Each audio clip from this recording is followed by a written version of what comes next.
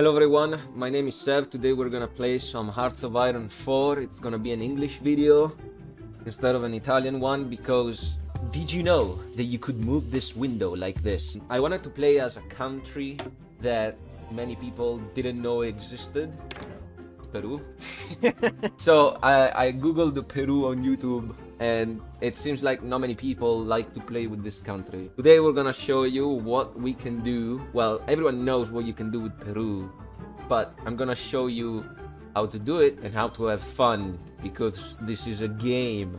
So one thing you must know about Peru is that you are severely handicapped. But at the same time, you don't need to worry about the usual problems that you encounter in Hearts of Iron 4, because did you know that when they called it the World War, they lied? And all of these Southern American countries, they don't give a shit about the World War.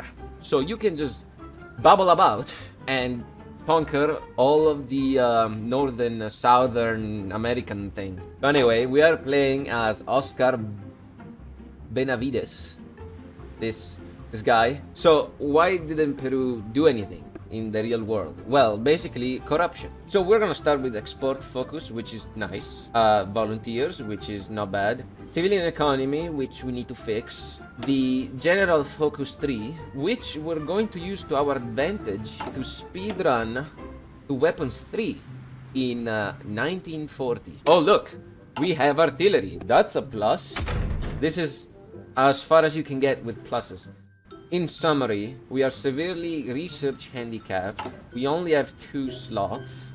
We have the generic focus tree, which is largely based off effects like this, which means that if we go down the army effort, by the time we start research some navy, it's gonna be already 1946, and this is gonna be largely unused. So Peru doesn't have the greatest focus tree of all time. The only good thing is this, up down to this point. Maybe technology sharing is also good to get those 5 juicy slots. And equipment effort 2 and equipment effort 3. Well, I switched places, and that's about it for this. So as Peru, the first thing you want to do is that you want to conquer Ecuador, Colombia, and Venezuela, and Panama, so that you can form the Bolivar's legacy as fast as you can. You don't need to worry about doing agency stuff because these are gonna be cored later in the game, so you don't need to worry about that. Then we're gonna move to Bolivia, Argentina, and Chile because that's where our iron production is gonna come. Later, we're gonna try to take Uruguay and Paraguay. And by the time we take Paraguay, it's gonna be 1950. Hopefully, without getting drawn in any kind of world war, you know, the thing they want you to believe. So, on my test run, the Soviet Union decided to declare war to my empire because I decided to invade Paraguay. Because of this. So make sure that you don't get drawn in any factions. The US is going to invite your fascist Peru factions to the Allies if you fight the Soviet Union in 1950, which I find very funny, to explain to the world that fascism is good when you are fighting the communist in this game. I must add in this game at the end of the sentence so that my channel doesn't get nuked. Preparation is essence and key and timing. When the problem arises, you're fucked because you already fucked up. We're gonna speedrun this guy because we need that army experience gain so that we may recruit some officers with our command power. And as a national focus, of course, political effort. As you can see, the provinces are extremely big, and as you can further see, this is a forest, a jungle to be precise. And not only is very hot, but it's also very moist. You might want to opt for some flame tanks, you know, the ones that Shoo the elves from the fucking tree forest. Further note, Peru doesn't start with a working railway network, but it does start with some existing points over here, so we can just connect them up and do this little thing with the supply hub over here. And that's about it. You may be tempted to use this decision, reorganize the railway system, but we're gonna keep this when we invade Brazil. An important supply system, especially where there isn't any, and it's in the middle of the fucking forest, is very important to achieve our goals. As you can see, we got political efforts, so now we can go for industrial. And there you go. Also, do not worry if you do not have research, because the game will save you 30 days of research. There we go. Our militias, as you could call them, are completely trained, so we may start hiring some good generals. Our first rolls were not bad. We rolled some supply consumption skills, some defense skills, some invaders, a commando, a trickster, which is kinda bad. On my test save, I went for Grand Battle Plan because for some reason it worked. And now I should start building some trucks so that we don't remain out of supplies during our invasion.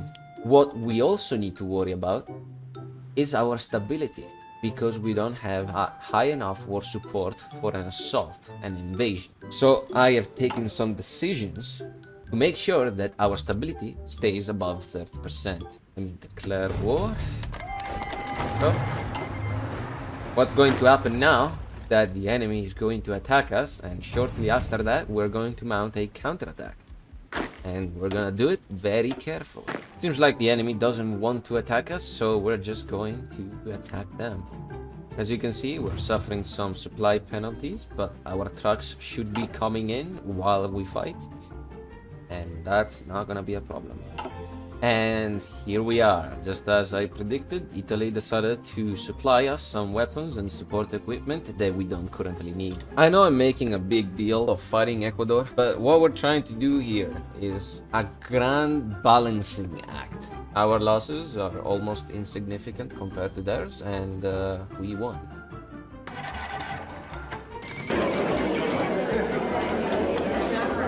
Let's assign another commando officer to the front lines. Since we took Grand Battle Plan, logistical focus is another great trait that we could take for division command.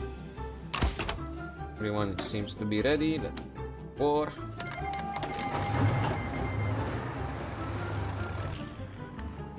We're not gonna join any nation. And let's play the waiting game. Looks like this side is slightly disadvantaged. We could start rolling out some medium flame tanks, just like that. It's not very reliable, but you don't have many of them. Seems good enough for now. These guys are out of supplies, and that's what we're gonna do. So our horses should be the first ones to advance in that location, because they're faster. Here we go. As you can see, by providing naval support, they should have a slight modifier in percentage. Not that big, but it's something. Just gonna come in and take that air base out of your hands that you really want to defend for some reason. Yeah, get encircled, man, bitch. Oh, I'm having fun in my petty wars. See how the battle went. To the fullest. Right now we're gonna stop to our borders so that we may prepare again our plan preparation attack bonus, because that's very important for us, extremely very important for us. So with that being said, I'm gonna take their airfield away so they can't bomb us.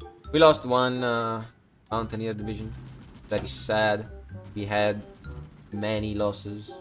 So next episode, we're gonna see how we're gonna conquer Colombia and Venezuela. Thank you guys for watching, and see you guys next time.